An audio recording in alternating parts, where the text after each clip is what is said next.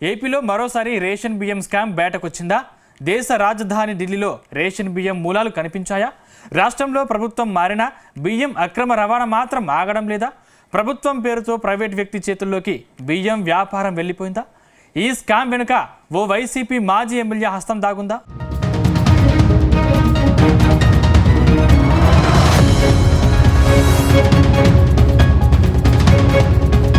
ఆంధ్రప్రదేశ్లో ration mafia scam Arundhati సినిమాను గుర్తు చేస్తోంది.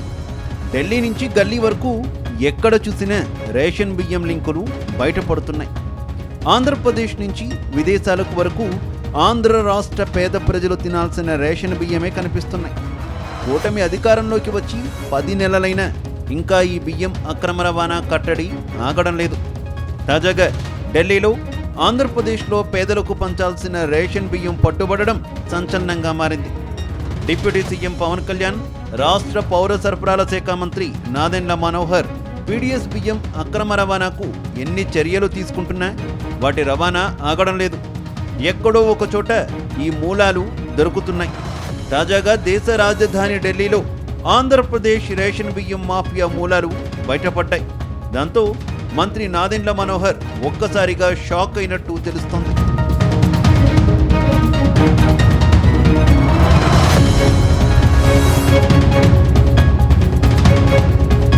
తాజాగా మంత్రి నాదెండ్ల మనోహర్ ఢిల్లీ వెళ్లారు.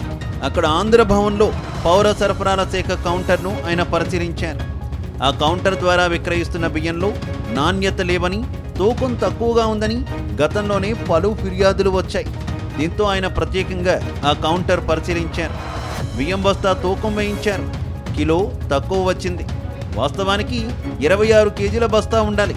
25 కేజీల బస్తాకు ట్యాక్స్ ఉంటుంది. 26 కేజీల బస్తాకు ట్యాక్స్ లేదు. గతంలో వైసీపీ ప్రభుత్వం కూడా 26 కేజీల బియ్యం బస్తాలు మాత్రమే విక్రయించింది.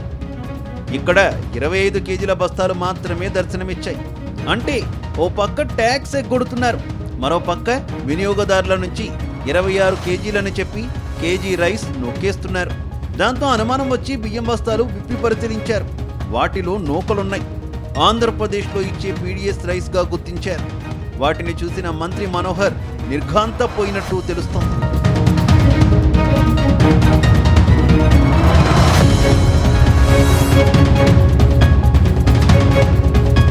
వాస్తవానికి ఆంధ్రప్రదేశ్ నుంచి కేవలం ఓడల ద్వారా విదేశాలకు బియ్యం ఎగుమతి అవుతూ ఉంటుంది.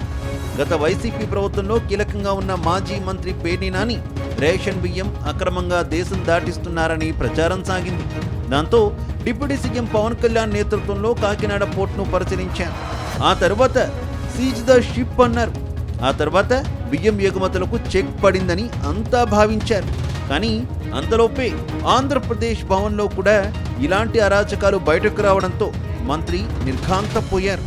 అక్కడ అధికారులపై మండిపడ్డారు. పౌర సరఫరాల శాఖ commissioner, Andhra Pradesh Bhavan resident commissioner love Agarwal పై ఆగ్రహం వ్యక్తం చేశారు. వారు కూడా సమాధానం చెప్పలేని పరిస్థితి. ఇంతవరకు వారు కూడా దీనిని గుర్తించలేదు. అయితే ఈ బియ్యం కాకినాడకు చెందిన ఈశ్వరరెడ్డి అనే వ్యక్తి 2021లోనే ఇక్కడ అనుమతి తీసుకుని కౌంటర్ పెట్టి వ్యాపారం చేస్తున్నట్టుగా గుర్తించినట్టు మంత్రి ప్రకటించారు.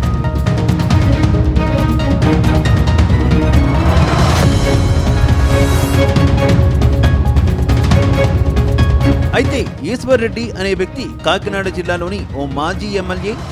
ఆయన సోదరుడికి వ్యాపార భాగస్వామిగా ఉన్నారని అధికార వర్గాలు చెబుతున్నాయి.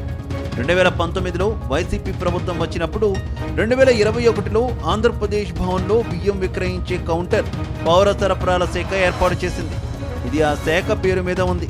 కానీ ఈశ్వర్రెడ్డి ఆంధ్ర భవన్లోని కౌంటర్లో బియ్యం విక్రయిస్తున్నాడు.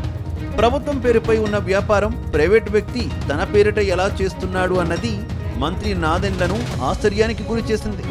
ఇన్ని సంవత్సరాల నుంచి ప్రభుత్వానికి ఎన్ని కోట్ల రూపాయల నష్టం వచ్చింది? ఇప్పటివరకు అధికారులు ఏం చేస్తున్నారు? ఈ 10 నెలల్లో తనకి ఈ విషయం ఎందుకు చెప్పలేదంటూ ఆయన ఆగ్రహం వ్యక్తం చేశారు. ఆ వెంటనే ఆంధ్రప్రదేశ్ నుంచి ప్రత్యేక అధికారుల బృందాలు ఇప్పుడు ఢిల్లీకి వెళ్ళినట్టు సమాచారం. అయితే ఇన్నాళ్ళు పోర్టు ద్వారానే కాదు, నేరుగా కూడా బియ్యం తరలిపోతున్న విషయం వెలుగులోకి వచ్చినట్టు అయిందంటున్నారు.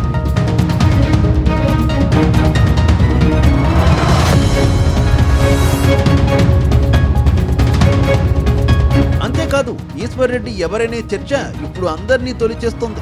అయితే ఆయన కోనసీమ జిల్లాకు చెందిన వ్యక్తిగా గుర్తించారు. ఆయన ప్రముఖ బ్రాండ్ బియ్యం, ఇడ్లీ రవ్వ, ఇతర ఆహార పదార్థాలు విక్రయిస్తారని అధికారులు గుర్తించారు. ఆయన తన సొంత గ్రామంలో పెట్టుకున్న షాపులో మాత్రం పక్కాగా ఒరిజినల్ దొరుకుతాయి. ఎగుమతి చేసేవి మాత్రం ఇలా రేషన్ బియ్యం పాలిష్ చేసి పంపుతారని చెబుతున్నారు. గతంలో పవన్ కళ్యాణ్ పట్టుకున్నప్పుడు మానస సంస్థ పేరు బయటకు వచ్చింది. అందులో కూడా ఈశ్వర్ రెడ్డికి భాగస్వామ్యం ఉందని అధికారులు చెబుతున్నారు. మరోసారి ఆంధ్రప్రదేశ్లో అటు ఢిల్లీలో రేషన్ బియ్యం కలకలం మొదలైంది. తిరిగి ఇది ఎక్కడికి దారితీస్తుంది అన్న ఆందోళన వైసీపీ నేతల్లో మొదలైంది. కూటమి ప్రభుత్వం వచ్చి 10 నెలలు దాటినా ఇప్పటికీ వైసీపీ నేతల రేషన్ బియ్యం వ్యాపారం ఆగకపోవడంపై కూటమి ప్రజాప్రతినిధులు సైతం నిరసన వ్యక్తం చేస్తున్నారు.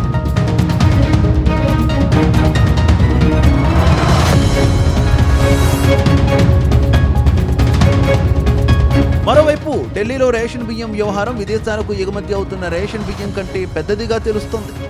ఆంధ్రప్రదేశ్ భవన్ 2గా విభజించినప్పుడు ఆంధ్రప్రదేశ్, తెలంగాణకు భూములు పంచారు.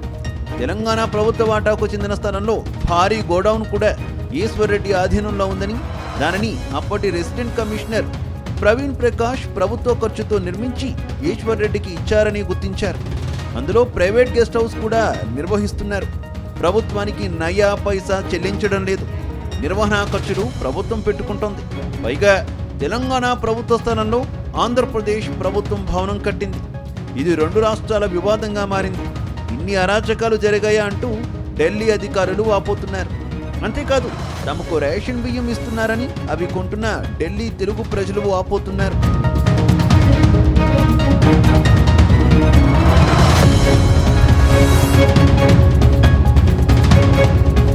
మొత్తం మీద ఆంధ్రప్రదేశ్లో మరోసారి రేషన్ బియ్యం డొంక కదిలింది.